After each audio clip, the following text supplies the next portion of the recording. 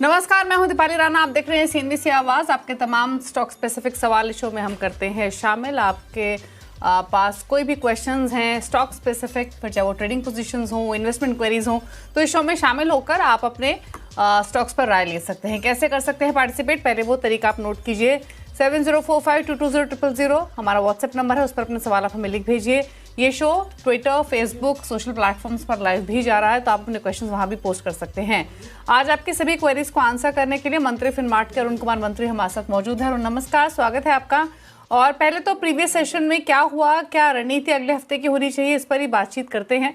Trump की pharma tariff ने बाजार का मूड बिगाड़ दिया। सेंसेक्स निफ्टी गिरावट के साथ बंद हुए। सेंसेक्स 733 पॉइंट गिरा तो निफ्टी में 236 पॉइंट की गिरावट देखने को मिली। Mid cap small cap stocks में बिकवाली हावी रही। बीएसई के सभी सेक्टर्स के इंडेक्स में गिरावट देखने को मिली, खासकर आईटी फार्मा में, जहां पर सबसे ज्यादा इंपैक्ट देखने को मिला। Metal, PSU bank, PSC, energy stocks पर भी दबाव रहा, जबकि auto, bank, oil and gas index भी गिरकर बंद हुए। सेंसेक्स के 30 में से 25 और निफ्टी के 50 में से 44 स्टॉक्स में बिकवाली रही। वहीं बैंक निफ्टी के 12 में से 11 स्टॉक्स थे जो कि गिरावट के साथ बंद हुए। तो मार्केट का मूड माहौल पिछले 4-5 सत्रों से स्पेशली काफी कमजोर रहा। और अगर एफआईएसडीएस के आंकड़े देखेंगे तो किस तरीके के आंकड़े रहे वो आपके सामने लेकर आते हैं। 24,454 करोड़ की बिकवाली एफआईएस की तरफ से हुई है 25 सितंबर तक। हालांकि अगर आप डीआईएस के आंकड़े देखेंगे, एनएसई बीएसई दोनों के मिलाकर, तो 25 सितंबर तक डीआईएस ने लगभग 50,000 करोड़ की खरीदारी की है। तो डीआईएस का सपोर्ट लगातार रहा है ही, हर डिप पर उन्होंने बाइंग की है। एफआईएस हालांकि अभी भी लगातार बेच रहे हैं, लेकिन एफआईएस ने जो माल बेचा है 25 सितंबर तक, उसके सामने डीआईएस की जो बाइंग है वो ऑलमोस्ट डबल रही है। तो डीआईएस की तरफ से लगातार फ्लोज मार्केट्स में आते हुए। अच्छा, अगर हम स्पेशली अगर शुक्रवार के सत्र की ही बात करें कि क्या हुआ है एफआईएस डीआईएस की तरफ से खरीदारी बिकवाली की तरफ पर, तो अगेन एफआईएस ने बिकवाली की है 5687 करोड़ की, लेकिन डीआईएस ने उससे ज्यादा की बाइंग की है उसके सामने। एक तरफ 5600 करोड़ की बिकवाली एफआईएस की तरफ से, दूसरी तरफ 5800 करोड़ की बाइंग डीआईएस ने की है। तो आज के मार्केट में डीआईएस ने जमकर खरीदा है एफआईएस की बिकवाली के सामने। अब अगले हफ्ते की क्या तैयारियां हैं, क्या ट्रिगर्स इंपॉर्टेंट रहेंगे, इस पर करते हैं बातचीत। स्टॉक स्पेसिफिक अप्रोच आपकी क्या होनी चाहिए, इस पर भी लेते हैं अरुण से राय। अरुण नमस्कार। पहले तो ये बताइए, थोड़ा मूड माहौल तो बिगड़ा है मार्केट का डेफिनेट शुक्रवार की क्लोजिंग को देखते हुए। थोड़ा डर भी रहा है, नर्वसनेस भी लौटते हुए दिखाई दी है मार्केट में। आप डेटा, चार्ट, सेंटिमेंट्स को रीड करें तो क्या व्यू रहेगा अगले हफ्ते के लिए या सोमवार के सत्र के लिए? क्या सजेशंस हैं आपके इंडेक्स लेवल पर स्पेशली? देखिए दीपाली जी, गुड इवनिंग। देखिए ओवरऑल मुझे लग रहा है मार्केट में एक बड़ा ब्लड बाथ देखने को मिला है। जहां तक मिड कैप स्मॉल कैप की बात है, ऑलमोस्ट 4 से 5% के कट्स इस वीक देखने को मिले हैं। तो हमने एक व्यू शेयर किया है एज ए डिस्क्लेमर, क्लाइंट के साथ भी वही शेयर किया है कि अगला हफ्ता हमें लग रहा है कि एक बाउंस बैक वाला हफ्ता हो सकता है, क्योंकि जो भी रिट्रेसमेंट आया है निफ्टी में 24,500 एक मजबूत सपोर्ट है और 24,600 24,700 ये जो रेंज है, ये गोल्डन रेशियो है फिबोनाची की। तो अगर मार्केट को रिवर्सल देना है तो यहाँ से एक एक्सेलेंट लेवल्स रहेंगे मार्केट को पलटने के लिए। अगेन ट्रिगर्स क्या रहेंगे दीपाली जी, कहना मुश्किल है, पर हमें लग रहा है कि 24,500 का लेवल होल्ड करेगा मार्केट में। और अगला हफ्ता चूंकि एक्सपायरी का वीक है, ऑटो सेल्स के नंबर्स आएंगे और ओवरऑल जो ओवरसोल्ड पोजीशंस है, तो वहां पे थोड़ी कवरिंग देखने को मिल सकती है। तो एक शॉर्ट कवरिंग का रुझान बना के चल रहा है। 24,500 का स्टॉप लॉस निफ्टी में रखना चाहिए। हमें लग रहा है वापस 25,000 की तरफ हो सकता है मार्केट बढ़ता हुआ नजर आए। अगेन दीपाली जी, एक एक्सेप्शन है, ट्रम्प की तरफ से अगर कुछ अनाउंसमेंट्स अगर अगेन वापस कुछ निकल के आते हैं तो एक एक्सेप्शन रहेंगे। पर जहां तक डेटा चार्ट की बात है, तो हमें लग रहा है कि एक शॉर्ट कवरिंग की रैली नेक्स्ट वीक मार्केट में बन सकती है। की बात है, अगर शॉर्ट कवरिंग के सहारे मार्केट रैली करता है अगले हफ्ते, तो इस हफ्ते की तो क्लोजिंग काफी निराशाजनक रही, डिसअपॉइंट हुए ट्रेडर्स, इन्वेस्टर्स। चलिए स्टॉक स्पेसिफिक बताइए, अप्रोच आपकी नेक्स्ट वीक के लिए क्या रहेगी? कुछ ट्रेड्स जो आप रेकमेंड करना चाहेंगे? ठीक है, आज का हीरो पहले तो एलटी रहा है और एलटी पे सुबह से नजर थी और एलटी हमें लग रहा है कि नेक्स्ट वीक भी काफी अच्छा करेगा। तो एलएनटी में बाई करने की सलाह रहेगी। 3730 3740 के आसपास बाई करें। 3691 का स्टॉप लॉस रहेगा और 3821 तक एलएनटी जा सकता है। एक परफेक्ट ब्रेकआउट नजर आ रहा है और ये ब्रेकआउट हमें लग रहा है कंटिन्यू होना चाहिए। सेकंड, इंश्योरेंस स्पेस में आईसीआईसीआई जनरल इंश्योरेंस, जो कि आईसीआईसीआई जीआई जिसका कोड है, उसमें हमें लग रहा है कि ट्रैक्शन बन सकता है। तो 1888 के आसपास बाई करें। 1869 का स्टॉप लॉस रहेगा। ऊपर में हमें लग रहा है 1934 तक स्टॉक जा सकता है। तो मुझे लग रहा है दोनों स्टॉक लॉन्ग साइड रहेंगे और आने वाले हफ्ते में काफी अच्छा कर सकते हैं। ओके, चलिए, तो ये ट्रेड्स आपको रेकमेंड किए गए हैं। बिना देरी के व्यूअर्स से करते हैं बातचीत। विवेक कुमार केसरी सोनभद्र उत्तर प्रदेश से हमारे साथ कनेक्टेड हैं। विवेक जी नमस्कार, बताइए क्या सवाल है आपका, कौन सा स्टॉक है आपके पास, क्या जानना चाहते हैं? जी हमारे पास मैडम जियो फाइनेंशियल के 1050 शेयर है, 312 रुपए 34 रुपए के भाव का। इसमें हमको क्या करना है? हम लगभग 1.5 साल से इसको होल्ड करके रखे हैं अभी। ओके, अभी और रख सकते हैं क्या? इन्वेस्टमेंट व्यू क्या है आपका? जी अभी तो हम रख सकते हैं, साल 1.5 साल जो भी हो रख सकते हैं। ओके, साल 1.5 साल रख सकते हैं। 312 की खरीदारी है इस हफ्ते ही। इनफैक्ट ये स्टॉक भी हल्का हुआ मार्केट के साथ साथ। 300 के नीचे की क्लोजिंग जियो फाइनेंशियल की तरफ से आते हुए दिखाई दी। डिस्क्लोजर भी दे दे, जियो फाइनेंशियल और सीएनबीसी आवाज यानी नेटवर्क 18 दोनों के पेरेंट्स सेम है, रिलायंस इंडस्ट्रीज। अब बताइए जियो फाइनेंशियल के लिए 1.5 साल के पॉइंट ऑफ व्यू से अरुण क्या सजेशन रहेगा आपका? दीपाली जी, अगर शॉर्ट टर्म की बात करें तो शॉर्ट टर्म में डेफिनेटली नेगेटिव है, पर अगर लॉन्ग टर्म जो कि इनका व्यू 1 से 1.5 साल का है तो कोई दिक्कत नहीं है, अभी भी बने रहे। मुझे लग रहा है मार्केट में 280 285 के लेवल से स्टॉक वापस रिवर्सल दिखा सकता है, क्योंकि एक आप कह सकते हैं निफ्टी का पार्ट है अब, और काफी मोमेंटम स्टॉक में भी देखने को मिलता है। तो 280 285 के आसपास आके शायद सपोर्ट स्टॉक ले ले। बाकी मोमेंटम पॉजिटिव है और इसका बड़ा सपोर्ट 268 के आसपास है। तो अगर रखना चाहते हैं तो डेफिनेटली रखें, 268 का एक स्टॉप लॉस लगाएं। मोमेंटम मुझे लग रहा है अगर बनेगा तो वापस 340 तक स्टॉक मीडियम टर्म में जा सकता है, तो कोई दिक्कत नहीं है, बने रहे और 268 का एक स्टॉप लॉस जरूर मेंटेन। बात करते हैं दलजीत सिंह से, दिल्ली से हमारे साथ मौजूद हैं अगले व्यूअर। दलजीत जी नमस्कार, पूछिए अपना सवाल। नमस्कार जी मैडम, दोनों को नमस्कार। मेरे पास मैडम अडानी एंटरप्राइज के शेयर हैं 10, 3615 रुपए में लिए थे मैंने। और दूसरा मेरे पास शेयर है मैडम ये टीसीएस का, ये मैंने लिया था 3972 रुपए का। ये मेरे पास 17 शेयर हैं, 2 साल हो गए हैं दोनों को। तो मेरे को रखने में कोई प्रॉब्लम नहीं है, और 3 साल में यदि इसकी रखने में फायदा है तो रख लो। अच्छा, ये टीसीएस में आपकी बाइंग 3932 की है? हाँ जी, 3972 3972 के।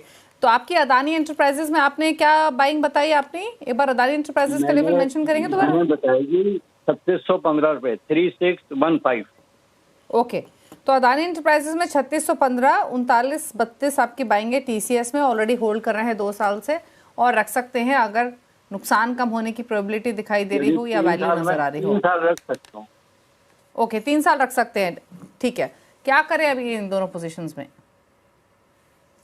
दीपाली जी, दोनों स्टॉक अच्छे चुने हैं, पर एक ही दिक्कत है, अडानी एंटरप्राइज का चार्ट मजबूत है तो उसमें तो कोई दिक्कत है नहीं, तो वहां पे तो डेफिनेटली होल्ड करने की सलाह है। अगर डिप मिलता है तो एवरेज भी कर सकते हैं, क्योंकि थोड़े बहुत जो एलिगेशन साफ हुए हैं तो उस वजह से मोमेंटम जरूर बना है। नीचे में स्टॉप लॉस लगाएं, 2200 रुपए के आसपास स्टॉक में बने रहें। ऊपर में वापस मुझे लग रहा है 3000 के पार या इजीली आपको स्टॉक निकलता हुआ नजर आएगा, तो अदानी एंटरप्राइजेस डेफिनेटली होल्ड करने की सलाह है। अगेन टीसीएस में आप कह सकते हैं शॉर्ट टर्म में एक बड़ी वीकनेस है, और ये वीकनेस आने वाले 1-1.5 महीने तक मुझे लग रहा है कंटिन्यू रहेगी, क्योंकि जिस हिसाब से चार्ट है 3000 के नीचे ब्रेकडाउन हो चुका है, और नीचे में अब नेक्स्ट सपोर्ट 2780 2800 के आसपास है। तो मोमेंटम थोड़ा फिजल आउट है, पर यहाँ पे एग्जिट की सलाह नहीं है, क्योंकि पेडिग्री अच्छी है, ओवरऑल कंपनी भी काफी मजबूत है, पर टीसीएस रिबाउंड करने में काफी टाइम लगाएगा, तो उनमें अगर 1-1.5 साल का व्यू है तो बने रहे। स्टॉप लॉस नीचे में लगाना है तो 2740 का लगा के रखें। बाकी दोनों में कंपेयर करते हैं तो अडानी एंटरप्राइज ज्यादा एक बेटर पिक रहेगी। बात करते हैं अगले व्यूअर से। प्रदीप है अगले व्यूअर हमारे साथ सवाल पूछने के लिए, नागपुर से ये कनेक्टेड है। प्रदीप जी नमस्कार, पूछिए सवाल। Yes, ma'am. Actually, I am holding 80 shares of Hexaware at the rate 695. Okay. So, what should I do with this right now? Okay. आपका होराइजन क्या है इसमें हेक्सावेयर में? It's I can hold it for long term also. I can do averaging also. It's not a problem. But at current scenario, the IT shares are falling, so I am having a little concern with that. Okay, तो अभी आपके भाव के आसपास ही है, इतना नीचे तो नहीं गया है कि आपको एवरेज करने की जरूरत पड़े। बट हाँ, ये क्वेश्चन इंपॉर्टेंट है कि आईटी में जो वापस से एक वापस से कॉन्फिडेंस लौटते हुए दिखाई दिया, and then again profit taking intensify इस हफ्ते होते हुए दिखाई दी है अक्रॉस मार्केट में। इनफैक्ट हमें सेंटिमेंट्स बिगड़ते हुए देखे। अरुण, सवाल इनका एक इंपॉर्टेंट है कि अभी क्योंकि आईटी में आज वापस से करेक्शन थी, क्योंकि इनके भाव के आसपास ही है, निकल जाना चाहिए या होल्ड रखें? देखिए डेफिनेटली निकल जाना चाहिए। किसी भी उछाल पे निकल जाए, अगर 10-20 रुपए का भी उछाल मिलता है तो स्टॉक से निकल जाए। कोई मोमेंटम पॉजिटिव नजर नहीं आ रहा है, और इनफैक्ट इसका जो नेक्स्ट सपोर्ट है वो 590 से 600 के आसपास है। तो वो प्राइस भी अभी भी इनके बाई प्राइस से ऑलमोस्ट 10% दूर है।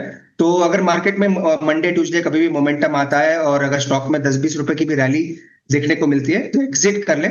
स्टॉक में मोमेंटम एकदम आप कह सकते हैं नेगेटिव है। नीचे में अगर स्टॉप लॉस मेंटेन करना चाहते हैं तो 650 का लगा के रखें। मुझे लग रहा है स्टॉक में वीकनेस है और आगे भी सेलिंग इसमें देखने को मिल सकती है।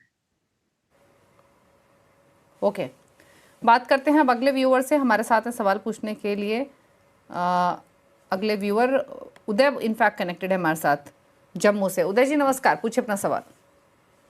नमस्कार मैम, मेरे पास कजारिया सिरेमिक्स है मैम, 200 शेयर 1300 के रेट से, तो मैं इसको लंबे टाइम तक रख सकता हूँ?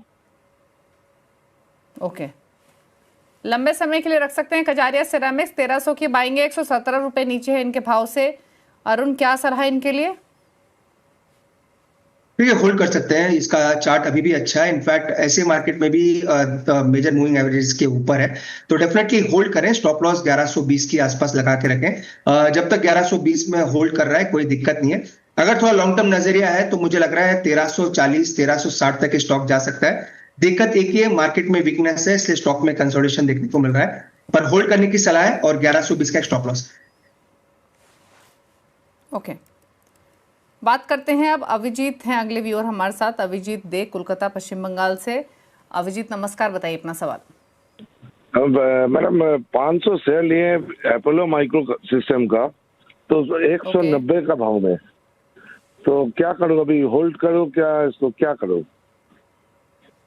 पूछ लेते हैं क्या सलाह रहेगी इनके लिए। अपोलो माइक्रो सिस्टम्स 190 की बाइंग है, अच्छे मुनाफे में है, ले ले प्रॉफिट से होल्ड रखें? बिल्कुल प्रॉफिट बुक करना चाहिए दीपाली जी, काफी मोमेंटम बन चुका है और इनफैक्ट एक ट्रिपल टॉप का पैटर्न इसमें बन रहा है, और ये स्टॉक अगर फिजल आउट होता है तो 280 तक भी फिसल सकता है। तो वापस एंट्री करने की सोचे, 280 के आसपास मिलता है तो फिर वो एक अच्छी एंट्री मिलेगी।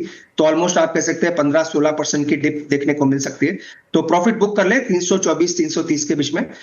वापस अगर करेक्शन 280 के पास आता है तो फिर ऐड करके चल सकते हैं। विजय है अगले व्यूअर दिल्ली से सवाल पूछने के लिए। विजय नमस्कार, बताइए अपना सवाल।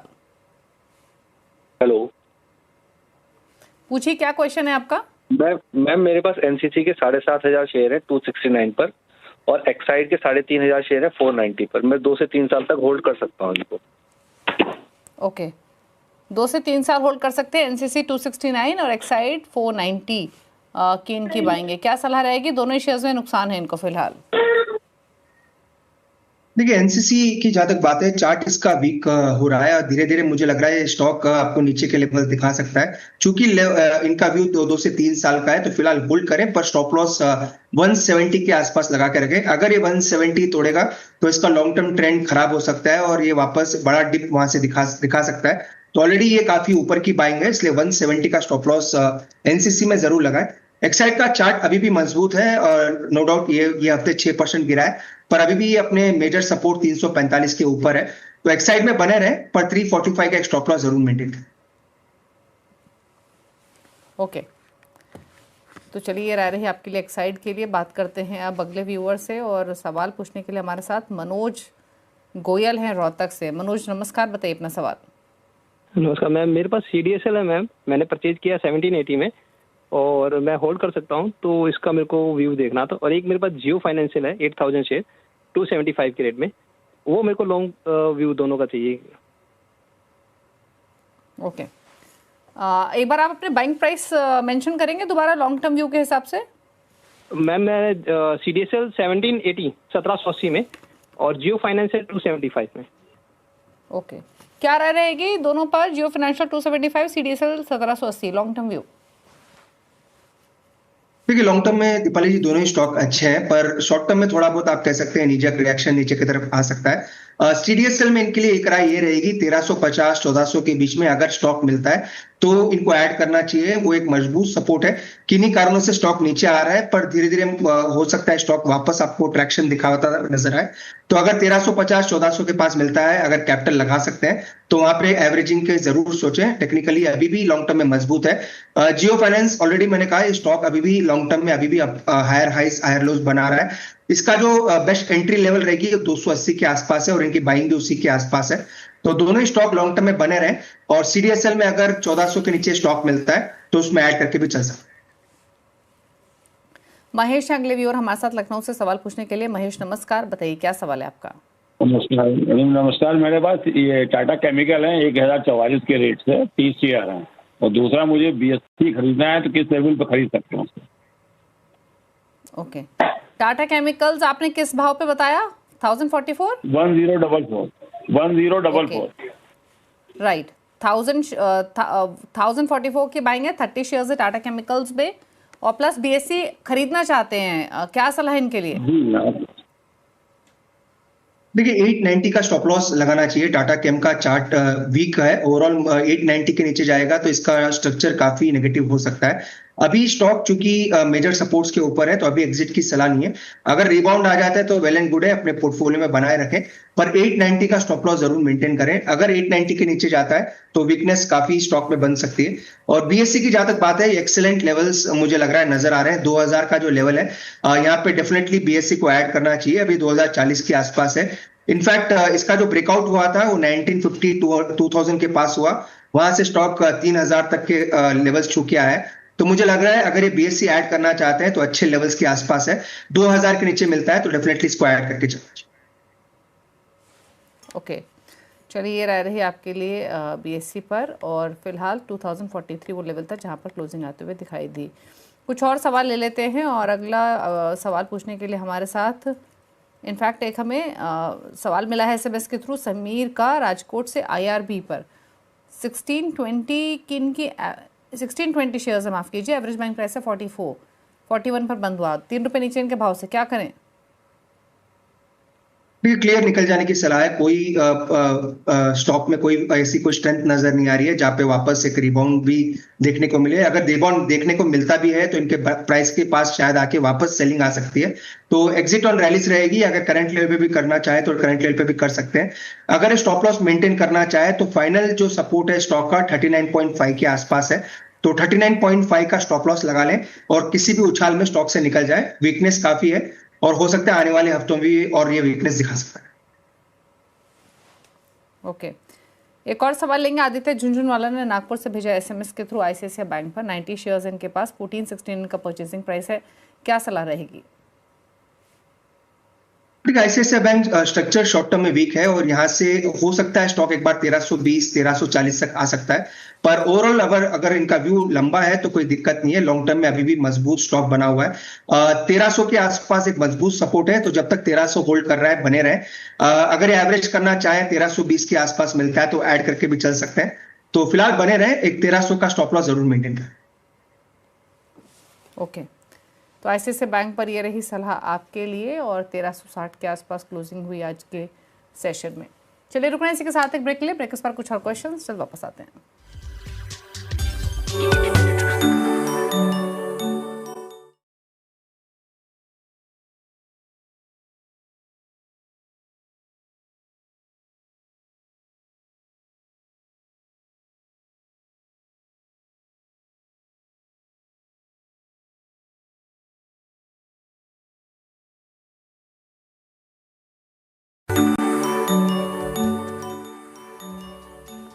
आप देख रहे हैं बाजार अगले हफ्ते। हमारे साथ अरुण कुमार मंत्री मौजूद हैं। कुछ सवाल लेते हैं सोशल प्लेटफॉर्म से। अब रुक करते हैं पहले X की तरफ और यहाँ पर एक सवाल हमें भेजा है किशोर ने।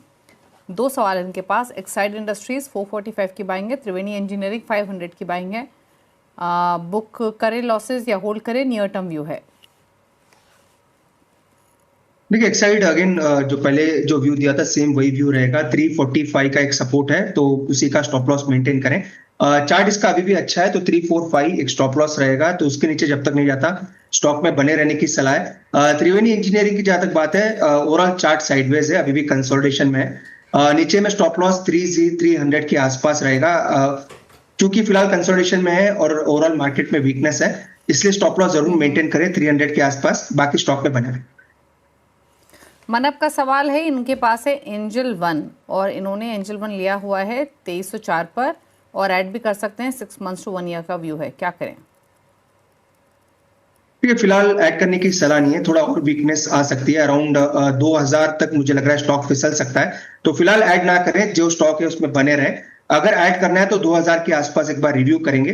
तो अभी वीकनेस है, अभी कोई एडिशन की सलाह नहीं है, 2000 के आसपास आता है तो वहां पे ऐड करके चल सकते। अमित का सवाल कोलकाता से, प्राज इंडस्ट्रीज पर 200 शेयर्स 460 की बाइंग है, इन्वेस्टमेंट का व्यू है? क्योंकि 460 की बाइंग अभी 350 के आसपास है और ओवरऑल चार्ट में मुझे लग रहा है वापस से स्टॉक 300 की तरफ बढ़ सकता है, तो बेटर है एक बार का उछाल में एग्जिट कर दें। उछाल में अगर 380 390 भी आता है तो एक बार का निकल जाने की सलाह रहेगी। ओवरऑल वीकनेस काफी नजर आ रही है। स्टॉप लॉस 335 या 330 के आसपास जरूर मेंटेन करें, 330 के नीचे वीकनेस काफी बढ़ सकती है। विवेक का सवाल है हिमाचल प्रदेश से, बीपीसीएल पर इनका क्वेश्चन है, 100 शेयर्स 336 के भाव पे खरीदे हुए हैं, लंबी अवधि का व्यू लेकर चल रहे हैं। तो बीपीसीएल का होल्ड करने की सलाह रहेगी। चार्ट अभी भी मजबूत है, इनफैक्ट 295 के आसपास मजबूत सपोर्ट अभी भी बना हुआ है, तो डेफिनेटली होल्ड करें। 290 का स्टॉप लॉस जरूर मेंटेन करें। धीरे धीरे मुझे लग रहा है स्टॉक वापस 370 380 की तरफ बढ़ सकता है अपने रिसेंट हाइस के ऊपर, तो डेफिनेटली होल्ड करने की सलाह है और 290 का एक स्टॉप लॉस मेंटेन करें।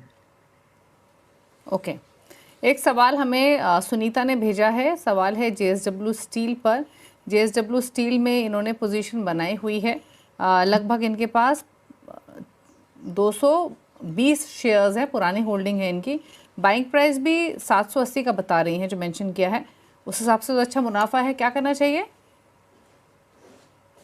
देखिए कोई दिक्कत नहीं है, ऑलमोस्ट आप कह सकते हैं काफी ऊपर इनकी बाई प्राइस है। इनफैक्ट 880 से 900 के आसपास एक बेस है, उसी के ऊपर ब्रेकआउट भी हुआ है, तो कोई दिक्कत नहीं है। 900 के आसपास अपना स्टॉप लॉस को ट्रेल कर लें। चूंकि आज एक पॉजिटिव न्यूज है आई है, ओवरऑल स्टॉक भी मोमेंटम में है, तो 900 पे ट्रेलिंग स्टॉप लॉस लगा लें, बाकी मोमेंटम जब तक कैरी होता है कैरी करें। टारगेटेड लेवल्स की जहां तक बात है 1320 तक शायद स्टॉक ऊपर में जा सकता है, तो डेफिनेटली होल्ड करें और 900 का स्टॉप लॉस मेंटेन करें। कुणाल का एक सवाल है, रैलीज पर 355 की बाइंग है, 75 शेयर्स है, क्या करना चाहिए?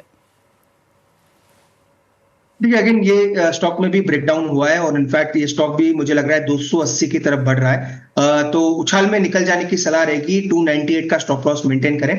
298 इसका 100 मूविंग एवरेज है, अगर उसके नीचे जाता है तो वीकनेस काफी आएगी, तो 298 का स्टॉप लॉस मेंटेन करें और किसी भी उछाल में स्टॉक से निकल जाए। ओके, चलिए क्लियर आ रही रैलीज इंडिया पर। सवाल वित्तीय शो में करेंगे शामिल, कोई क्लोजिंग कमेंट आपकी तरफ से अरुण?